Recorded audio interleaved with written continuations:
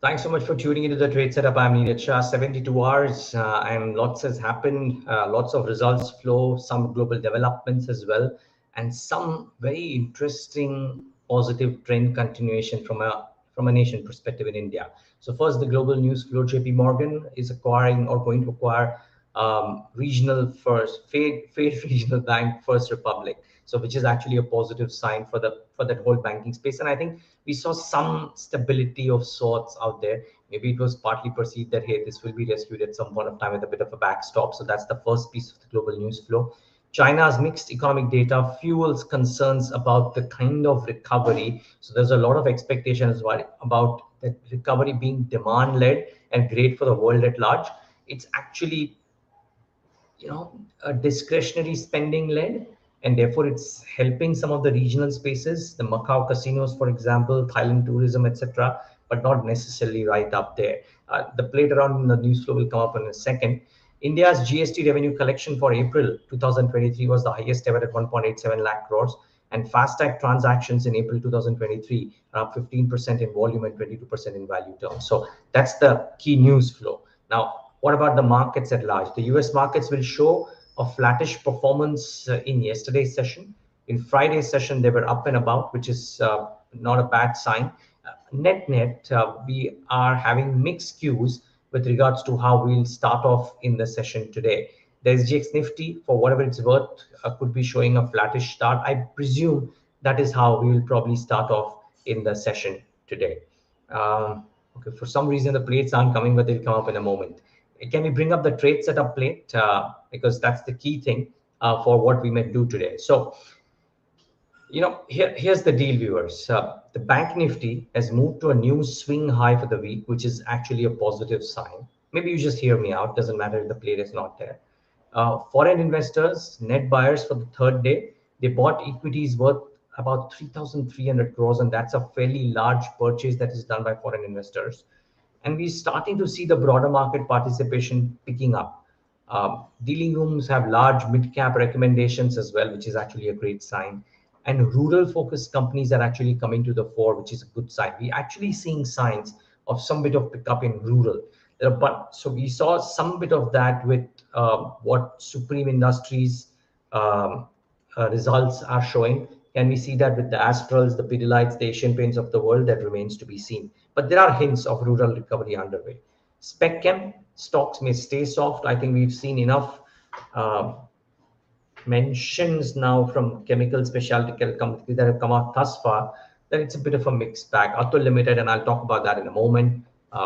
Not the great. Make Money Organics, not at all a great quarter. And therefore, you got to question yourself whether it makes sense to stay in these stocks, which had a really good 7-8 years, but might not have a great year going ahead. So, maybe it's a period of consolidation and you don't need to write consolidation. You can be in some other stocks in that interim period. So keep that in mind. It's a busy day for results as well. So you'll see Tata Steel, Adani Total Gas, and Ambuja Cements from amongst the larger ones. And then the mid-sized ones include Varun Beverages, Kia Industries, Spandana Spurti.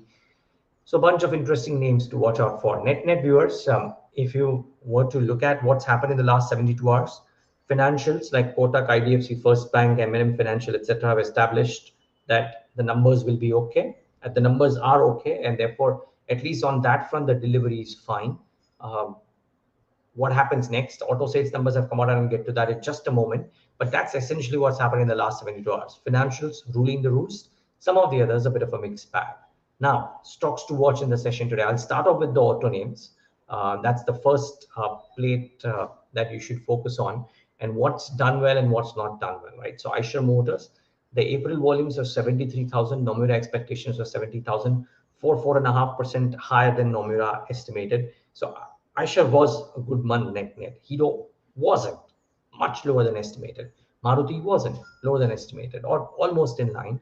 Tata Motors, a bit of a disappointment. You usually expect this one to do well, about 5% lower than estimated. TVS above estimated. Maybe I've missed one here and there. Some of them will trickle in today as well. But these largely were the standout ones as far as the April auto sales go. Then before I get to numbers, the other set of stocks to watch out for might be the Adani Group stocks, because SEBI sought a 6-month extension for investigating the current case. And Uh, is it a bit of a lifting up of the hangover around the Adani Group stocks? Maybe. So you got to keep an eye out for the Adani Group stocks in the session today. A standard disclaimer, of course, that the Adani Group owns 49% stake in, or AMG Media Networks, which is a subsidiary of Adani Enterprises, holds 49% stake in Quintillion Business Media, which is the owner of BQ Prime, which is a platform where you're watching this trade setup. So watch out for the Adani Group stocks. The SEBI's moved the Supreme Court. By the way, Adani Group results were also strong, and therefore that is the other factor to watch out for. Then Kotak Bank came out with numbers. I won't get into the details of the numbers, but I thought the Motilal note covered it well. So here's what Motilal Oswal is saying. They're neutral with a target price of 2050. They say the stock has delivered a healthy quarter with modest loan growth, strong NII, and controlled provisions. The NIMs expanded further, and the outlook remains buoyant given the improving asset mix and the higher mix of floating loans. Asset quality remained robust with a further decline in GNPA and net NPA. So because the point is, it's done well.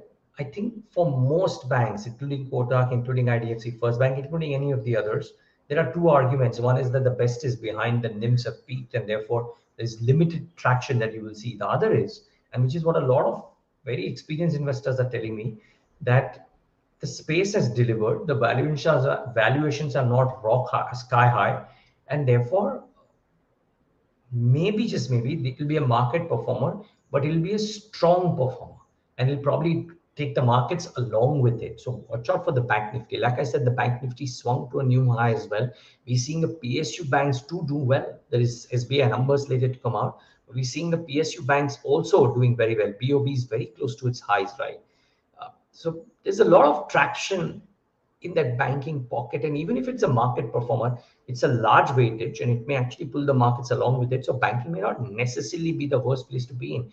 To my mind, it is actually a good place to be in, based on all that I hear from almost every experienced investor. So be mindful of that. Motilal Oswal is neutral, yes, but I thought the numbers were really, really strong. So good going there. M&M Financial, another good set of numbers, I thought. Loan disburse up 50% YOY at 13,782 crores. Gross NPAs improved to 4.49% versus 5.93% QOQ. Net NPAs 1.87 versus 2.52% QOQ. PAT up 14% at 680 crores.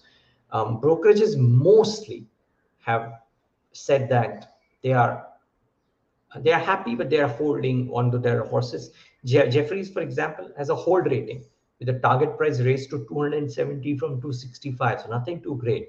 They're saying the PAT number, which is up 14% YOY, was 6% below their estimates due to higher OPEX. NII grew 10% as expected, but asset quality improved.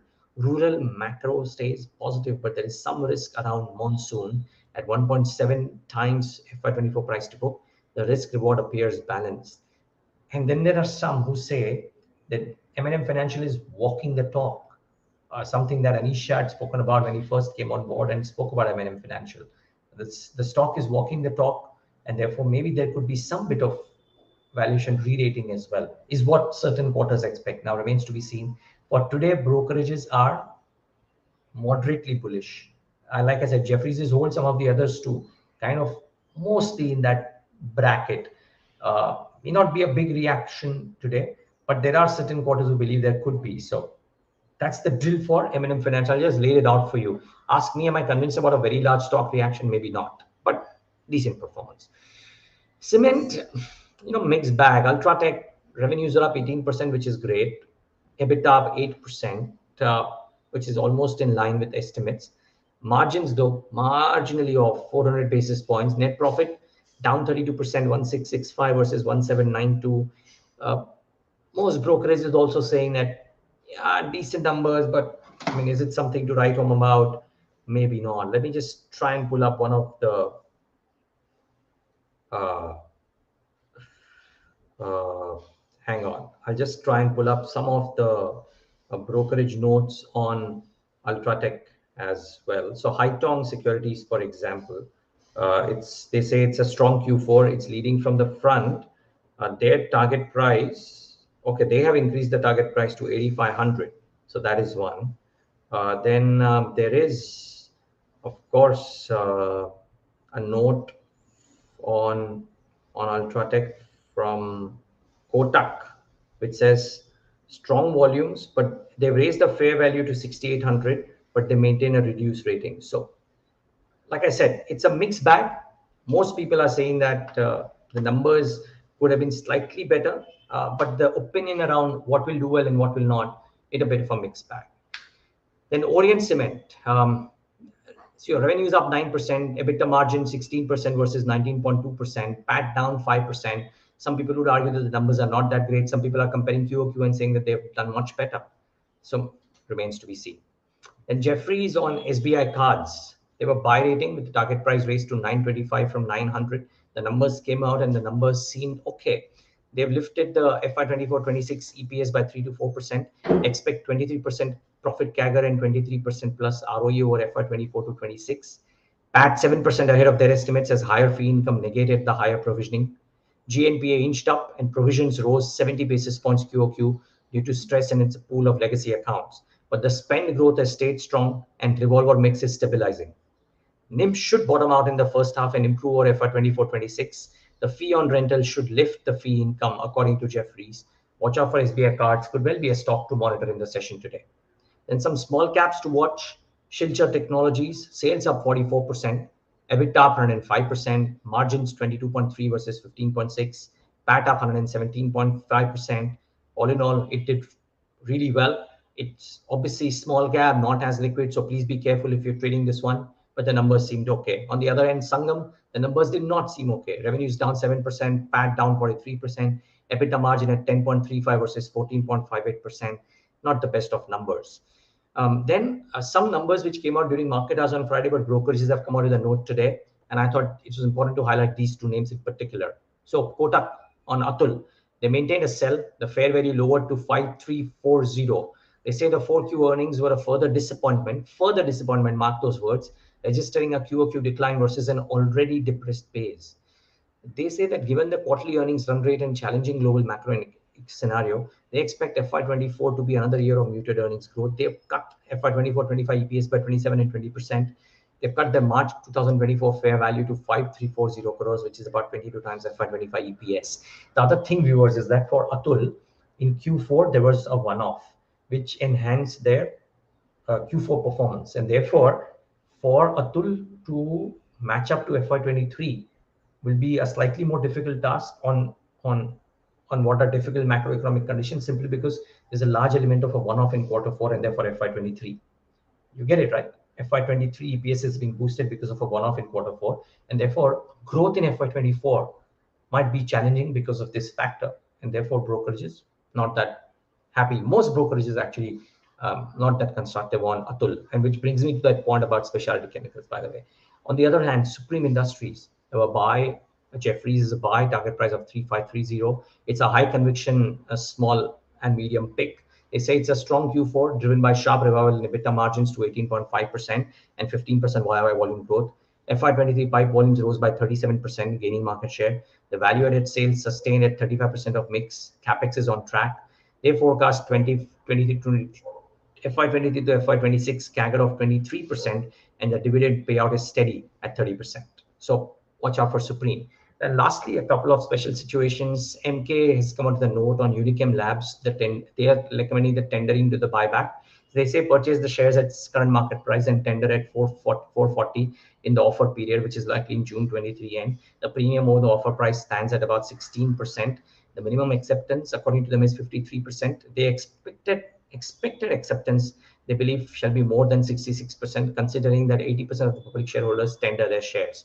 So their recommendation is for somebody who's a reasonably high-risk investor and willing to play these games, to buy these and tender in the open offer. Now, there's a lot of math and assumptions involved here, viewers, so please do your own due diligence. But they've thought it through. So I would urge you to at least explore this option if you are that kind of a trader who can buy and tender into the open offer and play that game. It might not be a bad one to explore. So please do explore. It is the limited point. And lastly, Hariom Pipes, it listed on 13th April. The stock has gained quite significantly, but a large portion of its equity has gotten unlocked. And if that comes in the market, could there be some selling pressure? Remains to be seen. There's also a Jeffries note on Indian hotels. There is Make Money Organics, which didn't do great. So there are a few stocks which I have missed out, obviously. But that's the long and short of the trade setup according to me today.